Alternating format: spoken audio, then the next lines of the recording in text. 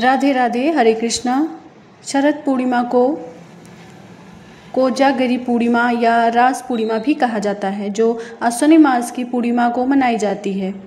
इस दिन चंद्रमा 16 कलाओं से पूर्ण होने तथा अमृत वर्षा करने वाला माना जाता है। इस दिन माँ लक्ष्मी की पूजा की जाती है और धन समृद्धि से की प्राप्ति के लिए चंद्रोदय के बाद खीर बनाकर उसे चांदनी में रखकर उसका सेवन भी किया जाता है।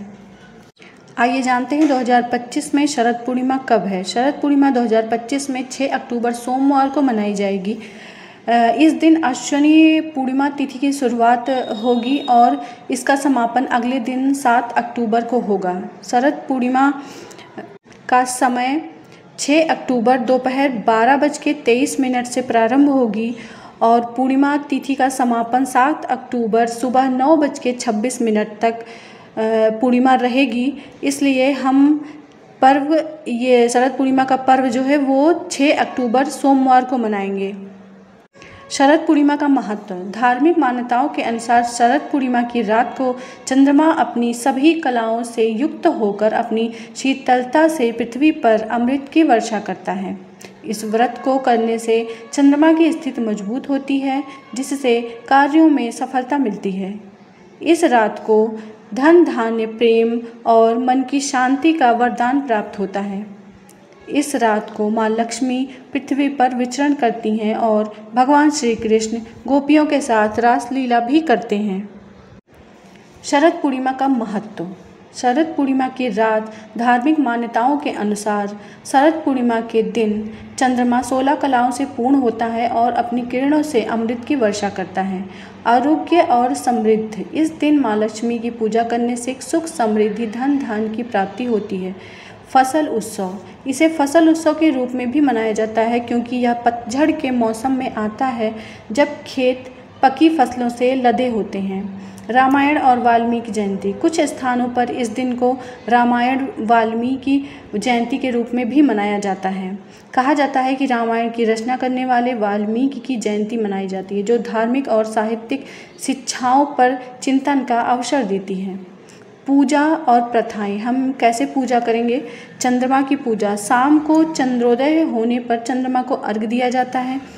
खीर बनाकर रात भर चंद्रमा में की चांदनी में रखा जाता है।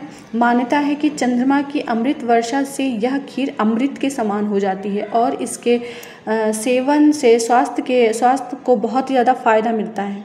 माँ लक्ष्मी की पूजा भी विधि विधान से की जाती है और सफ़ेद रंग श्वेत वस्त्र धारण करना शुभ माना जाता है। तामसिक भोजन का त्याग किया जाता है। मांसाहार प्याज लहसुन जैसे तामसिक भोजन का सेवन भी हमें नहीं करना चाहिए शरद पूर्णिमा के दिन। अब हम सुनते हैं शरद पूर्णिमा की व्रत कथा, जो कि व्रत रखने पर कथा सुनना बहुत ज़रूरी होता है। एक समय की बात है, एक नगर में एक साहूकार रहता था, जिसकी 2 बेटियां थीं। दोनों ही पूर्णिमा का व्रत रखती थीं, लेकिन साहूकार की बड़ी बेटी पूरे विधि विधान से व्रत का पालन करती थी, जबकि छोटी बेटी व्रत बीच में ही अधूरा छोड़ देती थी। शादी के बाद भी बड़ी बेटी के व्रत का प्रभाव था, जिससे उसे सुंदर और स्वस्थ संतान की प्राप्ति हुई। वहीं छोटी बेटी को संतान प्राप्ति में दिक्कतों का सामना करना पड़ा और उसकी संतान जन्म लेते ही मर जाती थी। जब छोटी बेटी पंडितों के पास गई तो उन्होंने बताया कि अधूरा व्रत करने के कारण उसकी संतान जीवित नहीं रहती। पंडितों की सलाह पर छोटी बेटी ने शरद पूर्णिमा का व्रत पूरी श्रद्धा और नियम के साथ किया। एक बार उसकी संतान फिर मृत हुई और उसने उसे पीढ़े पर लिटाकर कपड़ा ढक दिया। उसने अपनी बड़ी बहन को बुलाकर उस पीढ़े पर बैठने के लिए कहा। जब बड़ी बहन बैठी तो उसका घाघरा बच्चे को छू गया और वह रोने लगा।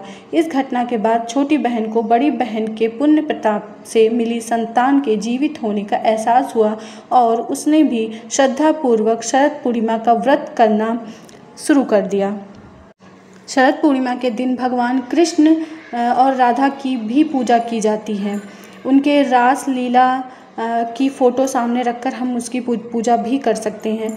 और घर में इस दिन शरद पूर्णिमा के दिन घर में दीपक भी जलाए जाते हैं और खीर और अन्य पकवान देवी को भोग लगाकर और भक्तों को बांटा भी जाता है। शरद पूर्णिमा के दिन एक पौराणिक मान्यता के अनुसार शरद पूर्णिमा के दिन देवी लक्ष्मी का जन्म हुआ था। समुद्र मंथन से उत्पन्न होने के कारण लक्ष्मी और चंद्रमा में भाई बहन का रिश्ता है, इसलिए यह दिन और भी खास और पवित्र हो जाता है। शरद पूर्णिमा क्यों मनाई जाती है? शरद पूर्णिमा उस रात को इस वजह से मनाई जाती है, उस रात को मनाई जाती है जब कृष्ण और ब्रज की गोपियों के बीच रास लीला एक गोलाकार नृत्य हुआ था। इस दिव्य नृत्य में भाग लेने के लिए शिव ने गोपीश्वर महादेव का रूप धारण किया था। इस रात्रि का विशद वर्णन ब्रह्म पुराण, स्कंद पुराण, ब्रह्म वैवर्त पुराण और लिंग पुराण में भी दिया गया है। बोलो लक्ष्मी मैया की जय, बोलो चंद्रदेव की जय, बोलो कृष्ण